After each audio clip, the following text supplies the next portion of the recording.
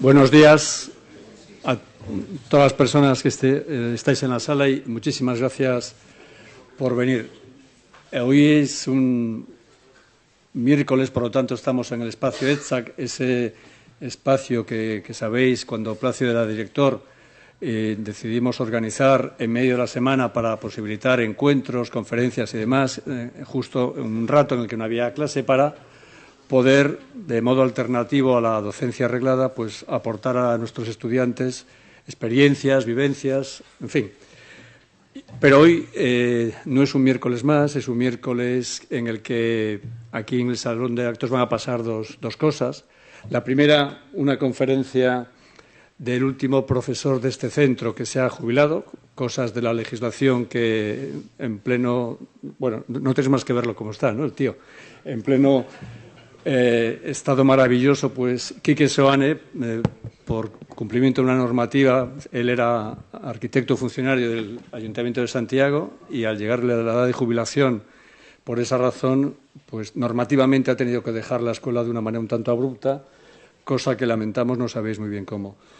Él va a dar la última lección de esas maravillosas lecciones que ha dado y a las que yo he asistido no como alumno, aunque no parezca, no nos llevamos tanto tiempo, sino como compañero cuando he coincidido con él en algunas sesiones del Tribunal de Fin de Carrera y cada vez que comentaba y hacía aportaciones a los proyectos de las personas que en ese momento estaban acabando la carrera, era una maravilla escucharle porque todo lo que decía era absolutamente sensato, sabio, a partir de su conocimiento y su experiencia como arquitecto municipal.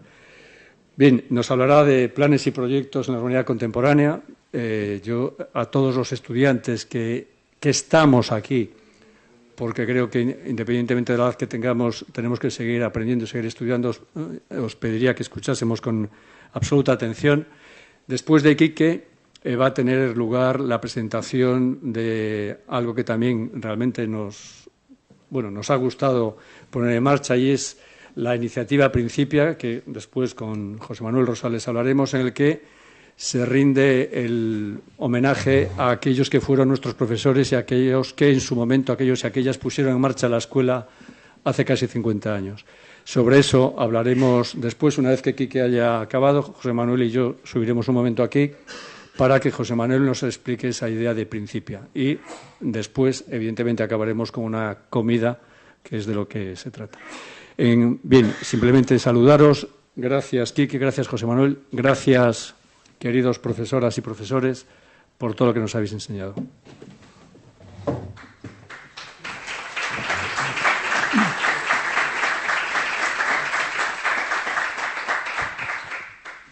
Bueno, pois eu tamén non quedo outra maneira, outra xeito de empezar que dar as gracias por este convite que me fixo o director da escola.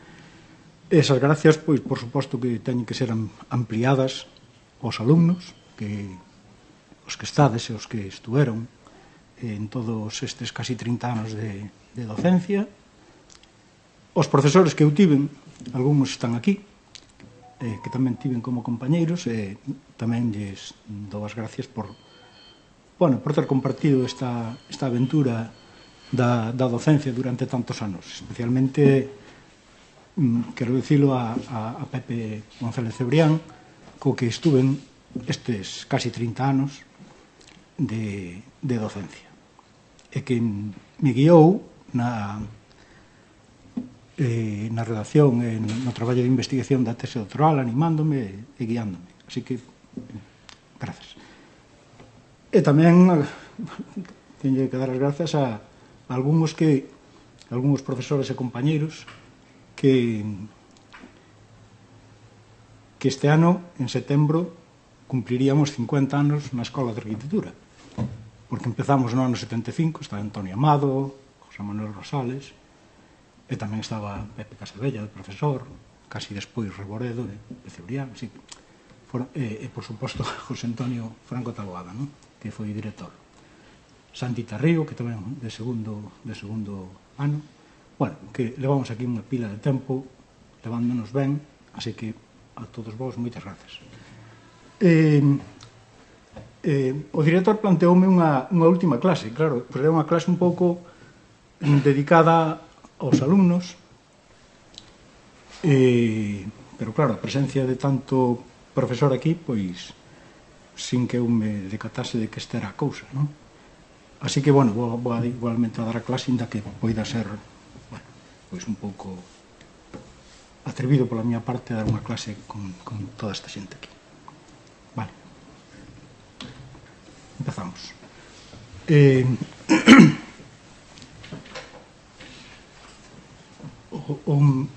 Os últimos decenios, as últimas décadas, asistimos a esa denominada por uns explosión da cidade, outros diseminación, difusión, dispersión, sprawl, o desenvolvemento a través da estrada, das estradas das cidades, etc., que fan que pasemos dunha cidade máis ou menos compacta, máis ou menos tradicional, a unha cidade sobre o territorio, a unha urbanidade extendida ao territorio, onde, bueno, a urbanidade seguramente xa está máis no pensamento, na cultura, que no propio soporte artefacto físico que supón este concepto urbano, este concepto de cidade. Expoñería nun primeiro momento cales son as características da contemporaneidade, por falar deses tempos. É que se poden sintetizar na globalización da información e da cultura, na mundialización da economía, especialmente na evidencia do cambio climático.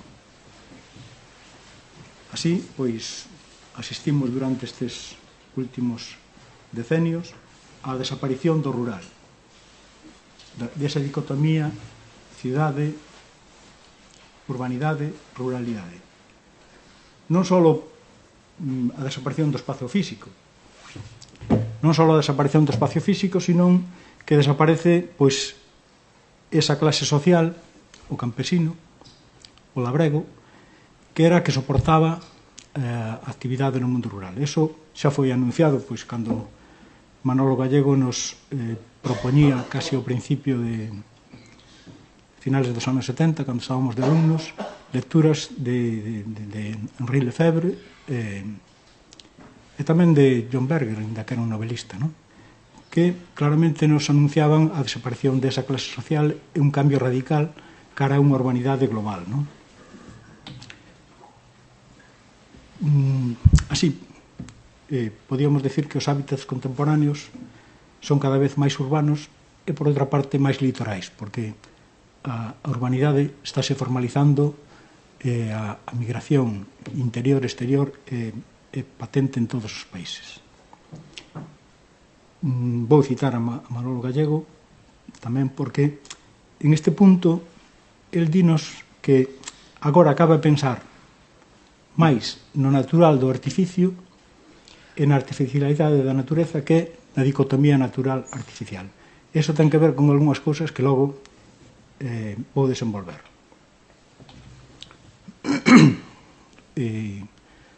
Para entender que cousas se fan agora desde o punto de vista urbanístico na cidade no territorio, ou na cidade extendida ao territorio, non podemos esquecer a influencia que ten desde os anos 70, pois, a mirada ecolóxica sobre os hábitats, entendendo que a cidade, con toda a súa complexidade de límites, pode ser un ecosistema e tamén un ecosistema donde os fluxos de enerxía son fundamentales para entender o metabolismo entre a digestión da cidade dos inputs que se lle achegan, non? Así que agora é preciso incorporar outros eidos de coñecemento ao mundo da urbanística entendida desde o punto de vista tradicional. Si pensamos na cidade como tal, a achega de materiais, de enerxía e de auga e a súa devolución ao medio, o xeito de digerir estes inputs, outputs, oblíganos a pensar que non podemos devolver ao medio as cousas que a cidade incorpora do xeito que estamos facendo. Non podemos enviar solo residuos e solo contaminación. E o último punto que falaba das características da contemporaneidade é algo que agora se fai moi evidente, que é a aceleración do cambio climático. Estas imaxes non son significativas, pero son xa de todos coñecidas, porque isto pasa un día e outro en diferentes lugares do mundo. Entendida así a contemporaneidade e a cidade extendida sobre o territorio, gostaríame contar uns cuantos paradigmas dos novos xeitos de abordar os plans e os proxectos urbanísticos tanto na cidade convencional como no territorio urbano, como no territorio rural ou noutros territorios singulares, especialmente protegidos, etc. Un deles é a obriga de contemplar a sostenibilidade e a sustentabilidade nos hábitats, introducindo nos proxectos os coñecementos da ecoloxía, entendendo pois as cidades como sistemas termodinámicos abertos onde os fluxos de enerxía de entrada e saída pois teñen que ver cas posibilidades de cambio, ca entropía, por tanto, pois incluso co caos, non? Na búsqueda destes equilibrios. Teñen que ver tamén pois todas estas declaracións da Xenda 2030 sobre os obxectivos de desenvolvemento sostible. O segundo paradigma é o metabolismo, que xa comentei antes, de buscar economías de ciclo pechado ou menos lineales, de xeito que a cidade precise de menos materiais e de menos enerxía, especialmente de materiais e de enerxía que veñen de lonxe, para devolverllos ao medio en condicións en que este os poida dixerir, os poida...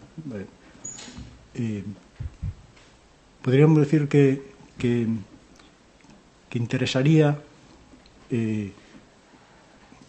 o título dun libro que é Cradle to Cradle, de la cuna a la cuna, que cada material volva a ser, unha vez utilizado, outro material usable. O terceiro paradigma é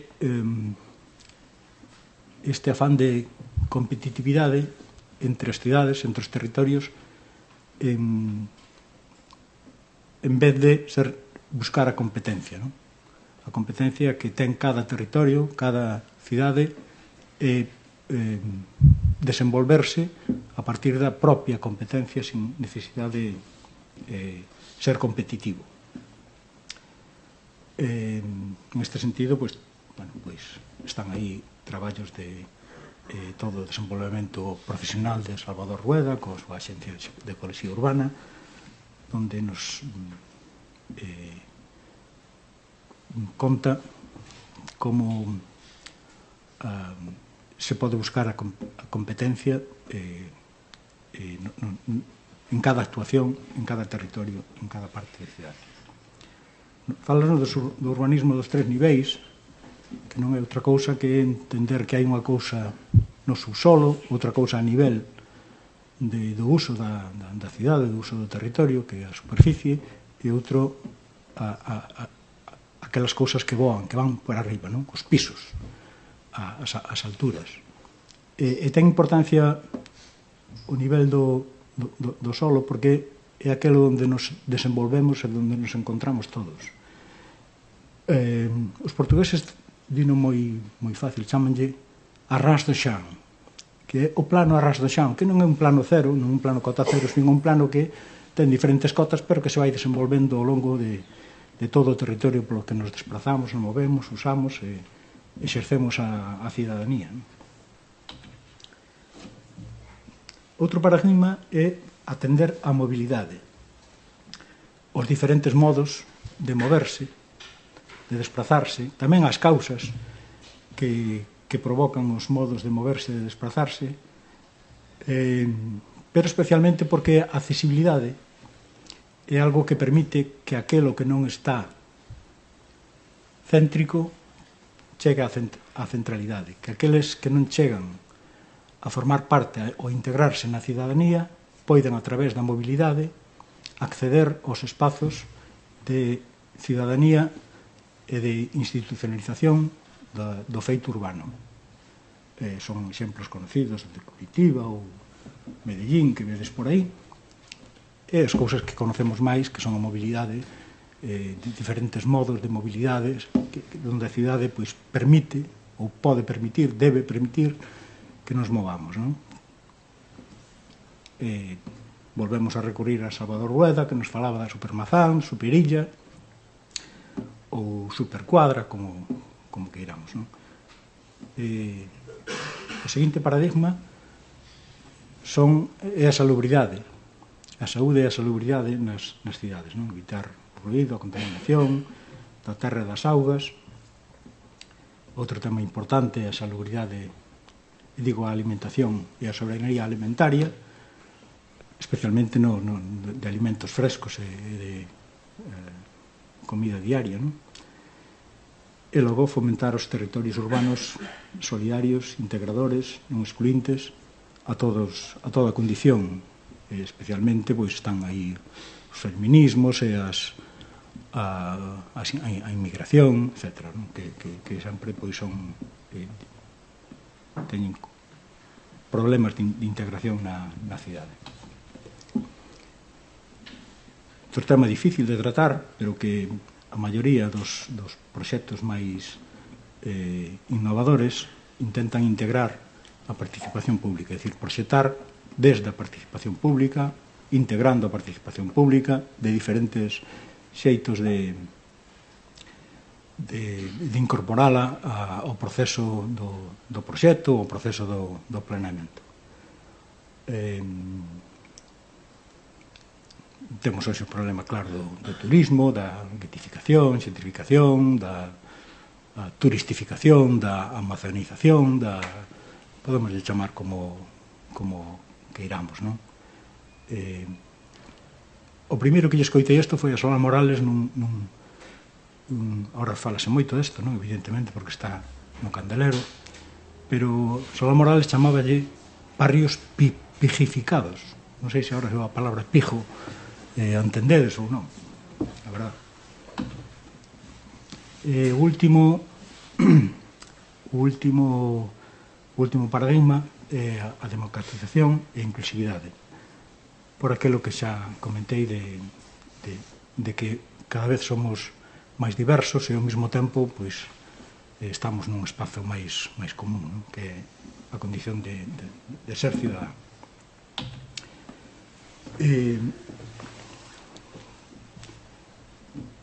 En realidade,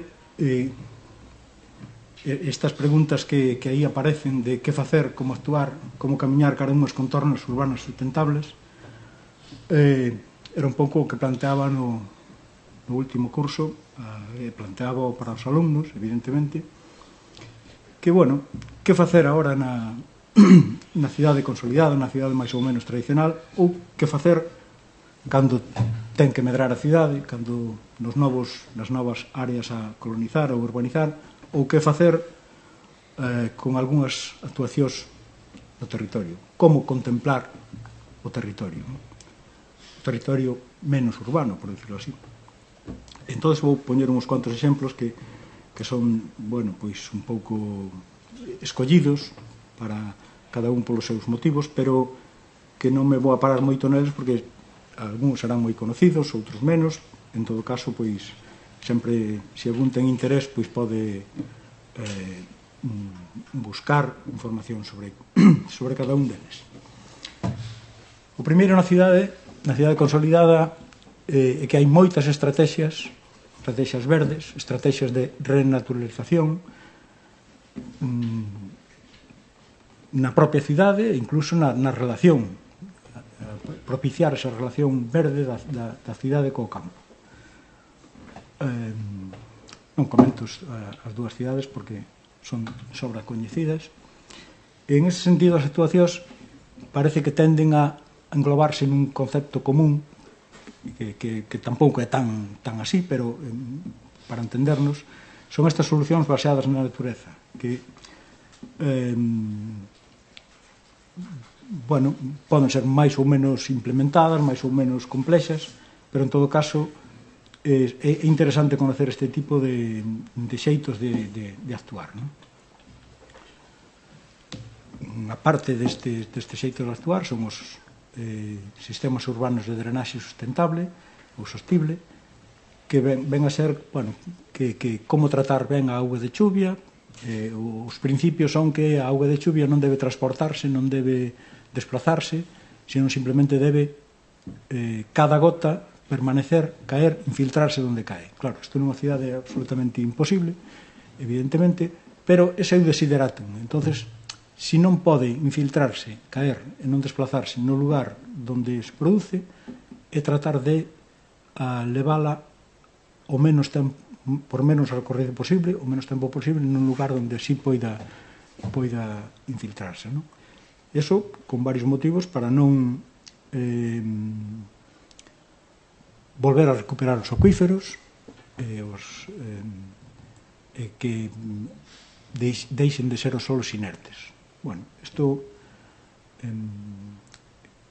ten outros motivos económicos que tamén comentarei en algún outro proxecto, que é non facer máis tubos dos necesarios, ou non levantar a ciudad máis do que se necesita para carretar a auga de chuvia.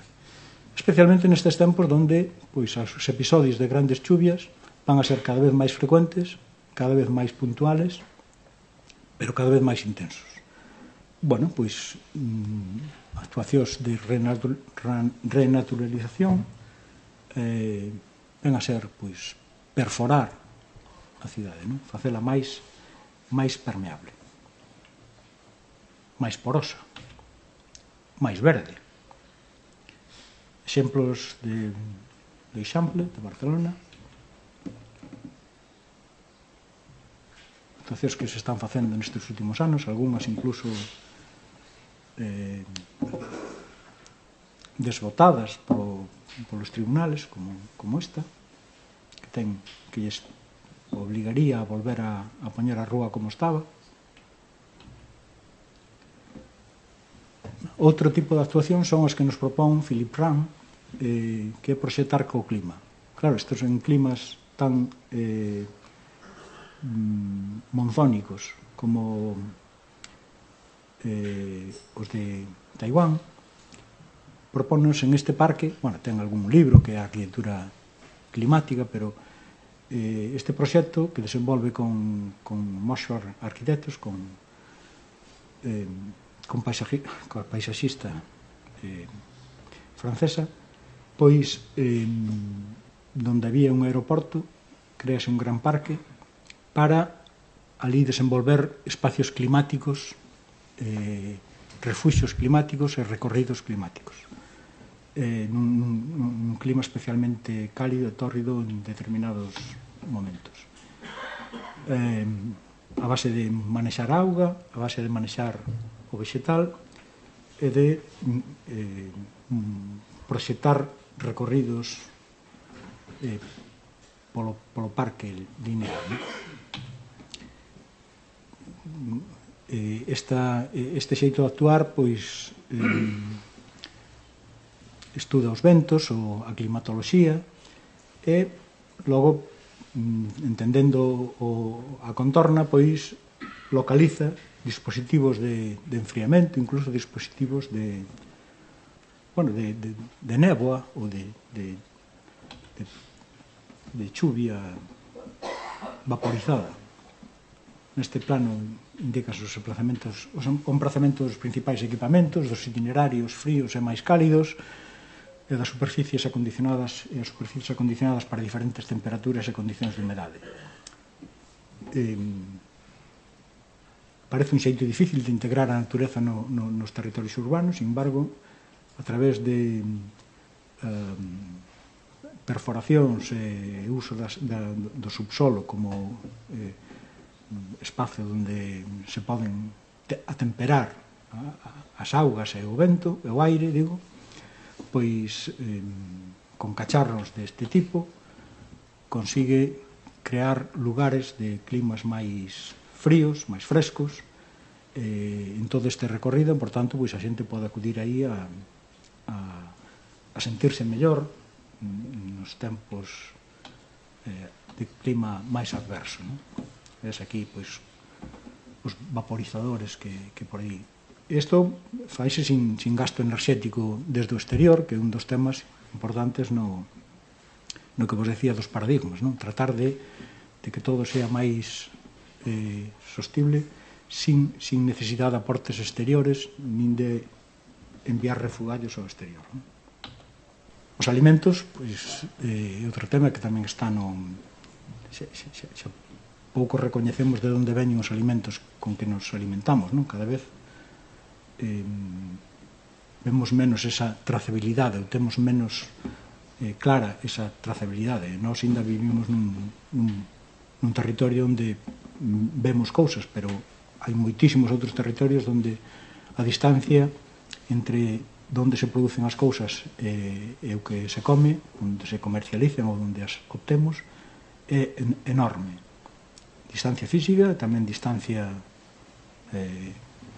conceptual, non? Así que, pois, algunhas cidades e algúns territorios están pensando en como introducir na cidade, pois, o alimento fresco, o alimento do día, o alimento de proximidade, claro. Poño exemplo desta gran proposta de París, pero en París están os xardineiros enmascarados, non sei como se di en francés, que teñen unha lei que xa lles permite cultivar calquer cacho de parque que queiran, calquer parterre.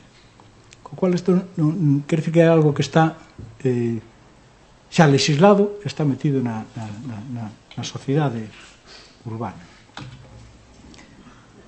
Logo hai exemplos en moitos máis sitios de agricultura vertical, de grandes invernadoiros colocados na cidade como unha peza máis, como un equipamento máis, como un edificio máis da cidade, como vedes aí na dereita, non? E incluso, pois, o primeiro ano de pandemia houve un concurso en Xiongan que ganou o arquitecto levantino Vicente Guallar, donde, pois, as azoteas destos edificios, bueno, realmente eran casi como barrios ou cuarteróns ou mazáns autosuficientes, por suposto que é unha cousa que non se realizou, non?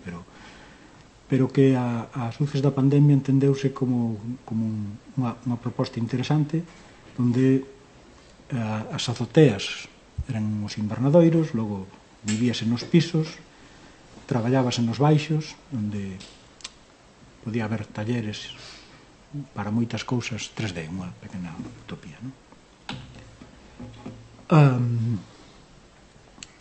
Que máis? Por ilustrar algunhas actuacións deste tipo, vou comentar o Waterplan de Rotterdam, porque sabendo que a maioría non é a maioría, pero polo menos un tercio do territorio dos Países Baixos está máis baixo que o nivel do mar. Por tanto, eles saben de sobra como desecar, históricamente, como ir desecando o seu país, levantando a auga e botando ao Mar do Norte.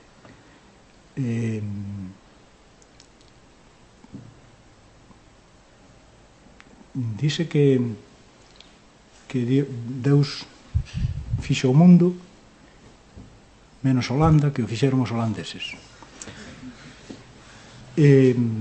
Por tanto, debe haber poucas sociedades que sepan máis desto. Evidentemente, si todo o caudal do río Maas que desemboca neste gran estuario onde está Rotterdam,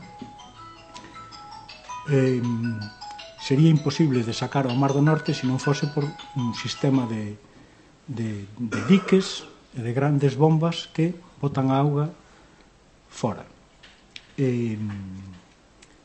O porto de Rotterdam está máis baixo que o nivel do mar, co cual, pois, estes grandes episodios de chuvia que están vendo que poden pasar, de grandes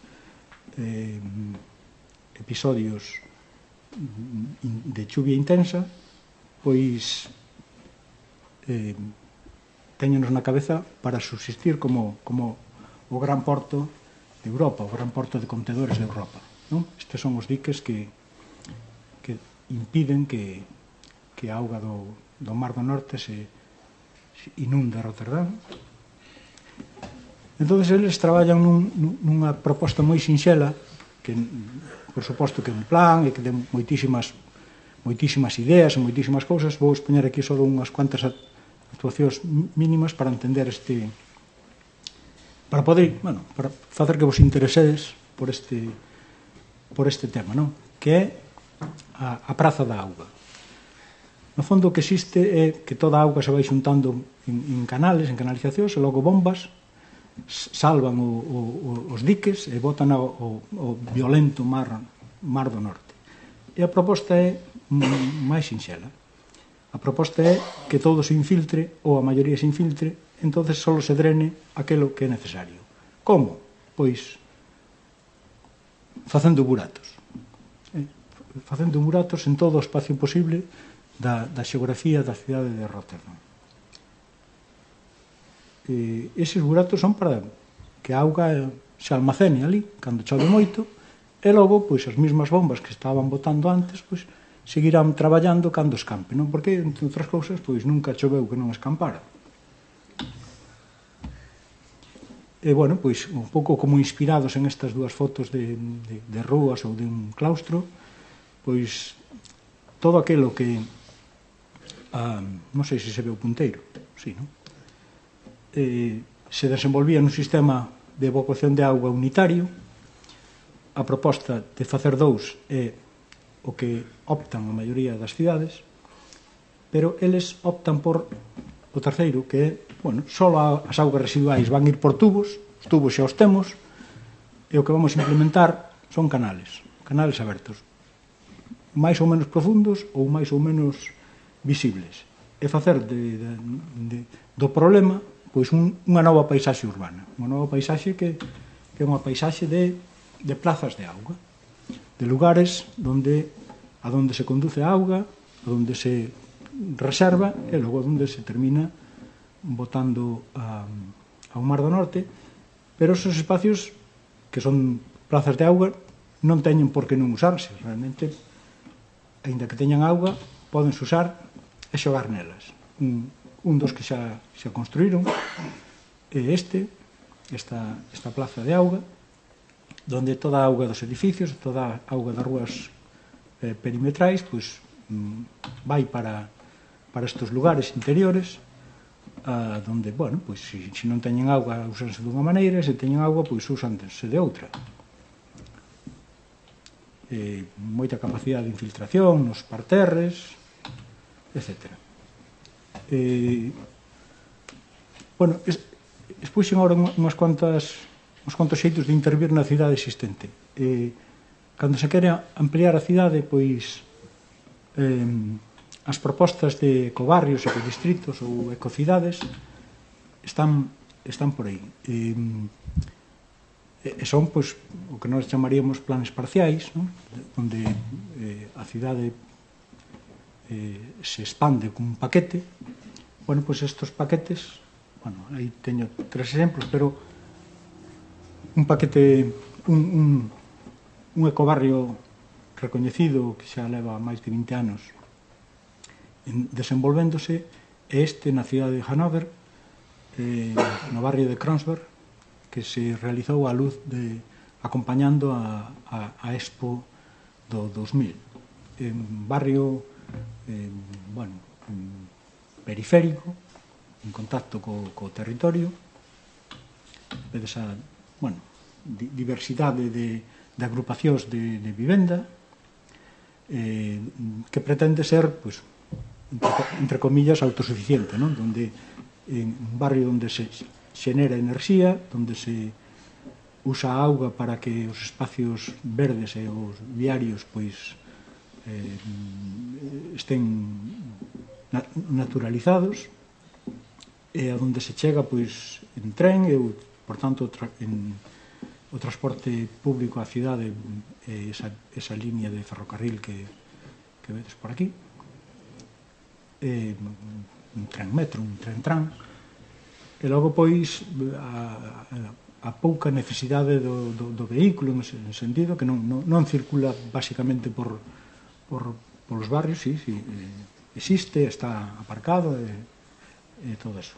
Ahora veredes algunhas características, pero bueno, este é a fase que se fixo, este era o recinto da exposición. Procura ser autosuficiente desde o punto de vista enerxético, non? Con diferentes dispositivos, desde a eólica hasta a coxeneración, os paneles solares, non? Xa vos digo, pouca circulación, todo se vertebra a través de diferentes espacios públicos pequenos, pero de diferentes tamaños, é un parque, os equipamentos tamén concentrados na estación de tren. Arredor da estación de tren, estas son imaxes de como se xestiona a auga en todo o ámbito do plan parcial, especialmente nos espazos públicos,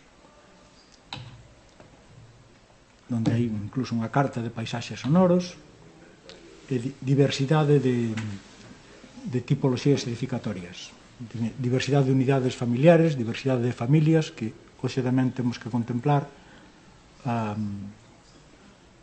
diferentes modos de vivir. O último paso é, bueno, hai calefacción de distrito e tamén unha experiencia de que os edificios tendan a ter unha inercia térmica importante. Bueno, a auga e o diseño ca auga é constante en todos os elementos do espazo público, das rúas e dos espacios públicos. E tamén, os refugallos da construción terminan formando unha montaña, que é o único que, esa cuiña que vedes aí, que é o único que elemento así, de paisaxe predominante. Procúranse zonas verdes e parques de pouco mantemento, como vedes, e as segadoras teñen 4 patas e pouco máis.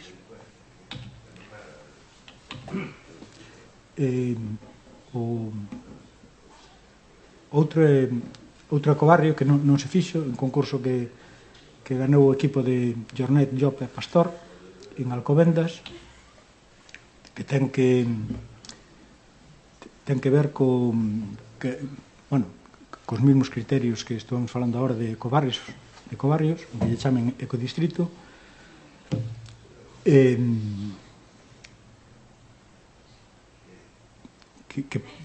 se fixa ou atende a articulación dos espacios libres entendidas nun espazo amplio, non estrictamente no ámbito do plan parcial, entendendo a matriz biofísica do territorio, é dicir, a composición xeolóxica, os elementos xeográficos máis importantes, que logo, ca implantación ou ca proposta de implantación de edificios e de temas, do conxunto de elementos urbanos, o propicie, o integre e o incorpore a cidade de Alcobendas que está ao lado, non?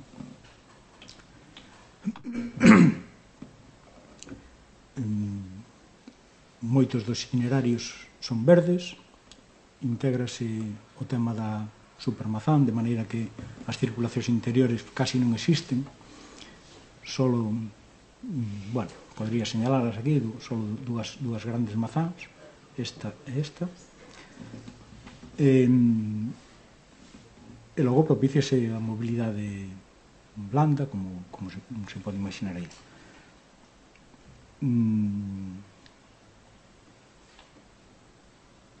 Xa o comentei, unha aplicación clara da idea de Superilla de Salvador Rueda, xa ensaiada por en Brasilia, non? Per cuadra, por exemplo. É unha diversidade de tipos edificatorios. Os que están aí colorados son equipamentos, pero os grises son diferentes tipos edificatorios que propician a aparición de moitas formas de agrupación. Desde casas en hilera con casas patio, barras articuladas, tecidos en mosaico, ou estruturas lineales máis con diferentes números de habitacións, de pezas, de 2 habitacións, de 1, de 3, de 4, etc. De diferentes tipos de combinacións, atendendo un pouco á diversidade social que pode chegar a habitar en este territorio. Bueno, non me paro máis. E por último, quería poñer unhas cuantas actuacións do territorio. Tamén les vou a contar moi rápido, porque non sei o tempo que vou ocupando, pero para ver simplemente como o territorio se contempla directamente como desde a urbanidade. Neste caso, unha escaleira, estou facendo unha escaleira que sube ao cráter Xaxó. Non é máis que unha actuación que nos identifica o uso do territorio desde a urbanidade, como un lugar a ir, un lugar de esparzamento, unha experiencia. Outro semellante é a actuación que se fixo na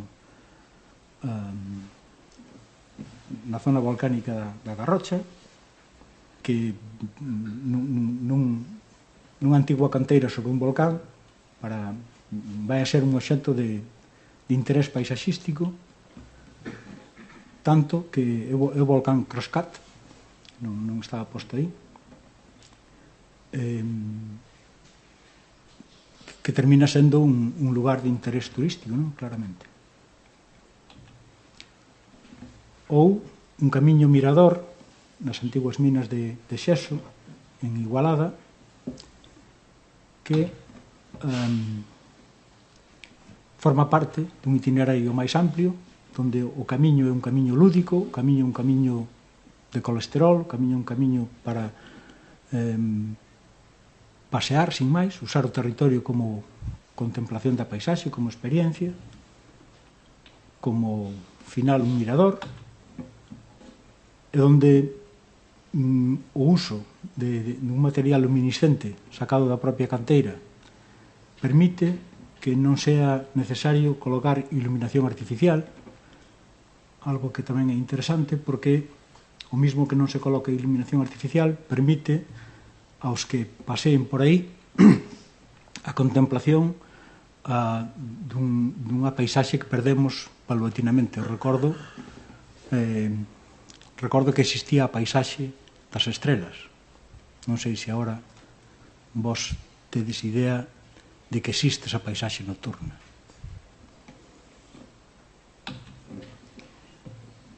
Bueno, outro xeito é a recuperación dunhas hortas, non? Unhas hortas para o cultivo, de dignificar a unhos cultivadores que estaban en retroceso en hortas de baixo, en Caldas de Montbui. Bueno, non só foi recuperar esas hortas, volvelas a poñer a producir, cousa que é interesante sola en sí mesma, sino que, ademais, o que é o recorrido da acequia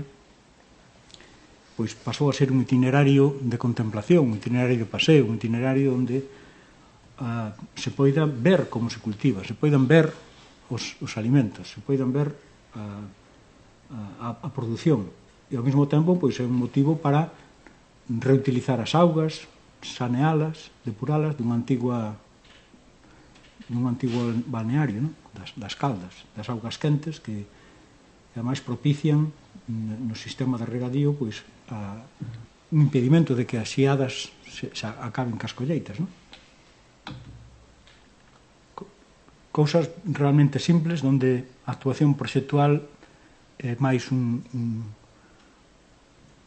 destapar, un volver a poñer en primeiro plano cousas que se automanteñan prácticamente, non? Unha balsa de decantación para a mellora das augas. Casi acabaría con esta sobre, pero como eran para os alumnos, pois quero poñer dous proxectos de dous alumnos. Un é do grado de paisaxe, este proxecto de Isaac Díaz Marentes, un proxecto fin de grado, que abunda nestes temas que estaba eu comentando. Este é un proxecto que recoñece sobre as brañas de sada, que moitos coñeceremos, o problema das brañas de sada, que cando se chove moito, pois bota fora as augas e inunda a cidade de Sada, porque, como vedes neste esquema que fixo Isaac, aquí está o mar, a ría, estas son as brañas cas súas augas e ca súa vegetación, e Sada puxose en ese punto. E isto pasa. Bueno, o proxecto de Isaac era un pouco ver que facer, ampliar o canal de saída que había, ou o que el propón que é retomar o decorrer natural do que era unha lagoa endorreica, unha lagoa interior endorreica litoral, non? Bueno, contanos cal sería o proceso natural con estas pequenas con estes dibuixos, ou o proceso da antropización, e vaise a outros tempos, non a tempos históricos como estamos afeitos a, bueno, que foi isto fai uns anos, fai unhas décadas, fai uns centos de anos, para nós engancharnos a unha evolución e dar unha proposta, non? Que estamos afeitos a traballar ca historia, non? Pois Isaac traballa, pero ca historia xeolóxica, claro, entonces vaise 15.000 anos atrás. E di que pasou que hai 15.000 anos? Pois hai 15.000 anos no Golfo Ártabro non había rías. E a súa lagoa era unha lagoa interior. Pero foron pasando os anos, as rías foronse facendo, todo a materia orgánica que había nas rías, co retroceso do mar, pois, bueno, forma parte dun proceso xeolóxico e natural máis importante que agora estamos acelerando co cambio climático. Ilústranos onde estamos en todo o tempo de glaciares e interglaciares, non?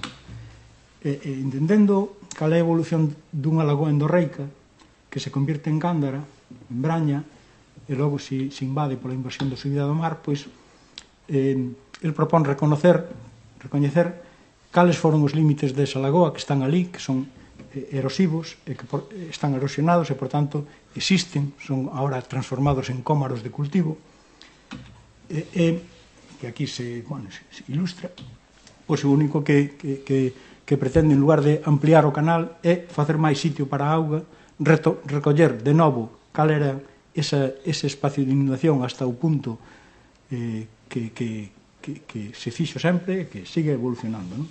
Para volver a reengancharse pois nos procesos naturais, nos procesos evolutivos. Volvería a vir a natureza, non só vegetal, sino animal, e mostraríanos cal é a evolución da lagoa en función desa antropización agora en retroceso. Ten esta imaxe final. Quédame outro proxecto, non un proxecto, un traballo de fin de grado, que tamén vos quería mostrar. O que pasa é que está aí o seu autor, é Jesús Santiago Bouza Puente, que tamén, de alguma maneira, enganchouse nestas preocupacións do curso e fixe un traballo que, bueno, mostro para que o sepades, porque igual a alguén lle interesa miralo, porque seguro que está por aí publicado. Bueno, Jesús aproveitou unha estancia breve en China para ilustrarnos de como están ali preocupados e facendo as cidades esponxa. Fálanos dos principios, non vou a contaros aquí porque xa non ten máis, cales son os obxectivos comuns específicos de cada un destes proxectos que logo analiza e sintetiza: control do anegamento, a xestión eficaz das augas pluviais, o control da calidade da auga, a recarga sostible das augas soterradas, a creación e restauración dun hábitat, a regulación do microclima urbano, e cales son, pois, en cada proxecto uns obxectivos particulares que dependen do emprazamento, dos entornos, dos lugares, etc. E estudia, pois, un parque de tormentas en Harbin, que é un furado, un gran furado abandonado e que simplemente traballando se convirte nun parque onde hai recorridos e que en algún momento estarán completamente inundados polas augas, sin máis. A importancia que tenga o perímetro, o borde, donde hai edificios que se aproximan a este gran tanque de treboadas. E outro é a regeneración de auga, aproveitando a realización dun parque para a exposición universal en Shanghai, que ven a ser que, bueno, pois, unhas augas moi contaminadas pois van pasando polo parque diferentes sistemas de plantas e de decantacións e de tempos e de velocidades e de cousas para terminar incorporando auga limpa ao río, non? Isto, non sei se recordades nestas últimas Olimpiadas que en París estaban empeñados en que había que nadar no río Sena, non?